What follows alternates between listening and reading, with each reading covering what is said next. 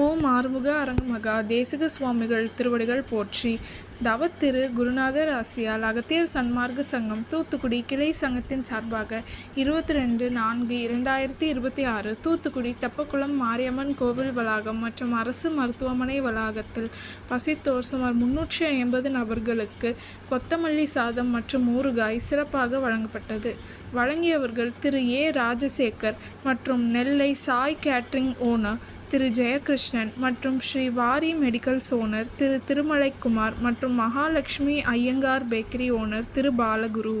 அன்னதானத்திற்கு பொருளுதவி செய்தவர்களும் தொண்டு செய்தவர்களும் அவர்கள் குடும்பத்தாரும் எல்லா வளமும் பெற்று சிறப்புடன் வாழ வேண்டுகிறோம்.